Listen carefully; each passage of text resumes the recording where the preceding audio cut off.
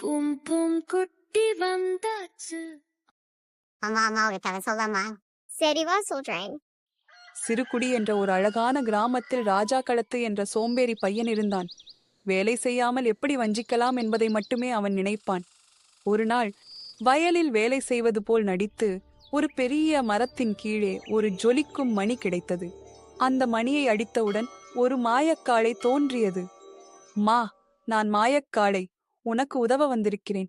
என்ன வேணும் சோம்பேறி மாஸ்டர் என்றது அந்த காளை. ராஜா களத்து சிரித்துவிட்டு சொன்னான், நீ என் எல்லா வேலைகளையும் செய்து தரலாமா? மாயக்காளை சிரித்துவிட்டு, செய்யலாம், ஆனா ஒரு நிபந்தனை இருக்கிறது.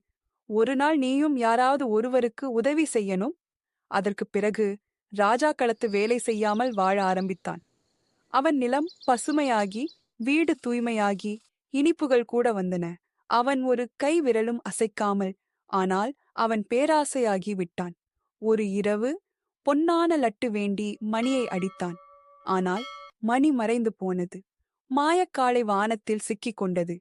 அப்போது பாட்டி கோபமாகச் சொன்னார், முன்னாடி நீயே யாரையாவது உதவணும், இல்லாட்டி எந்த மாயமும் உனக்கு பயனில்ல. பின் ராஜா மனதளவில் மாற்றம் கண்டான். ஒரு மூதாட்டிக்கு ஆற்றைக் கடக்க உதவினான். மரங்கள் நடுவான். கோவிலை சுத்தம் செய்தான். சில நாட்களுக்குப் பிறகு மணி திரும்ப வந்தது. மாயக்காளை மீண்டும் வந்து, இப்போதுதான் உண்மையை புரிந்து கொண்டாய், இனிமேல் நாம சேர்ந்து நல்லதைச் செய்வோம் என்றது.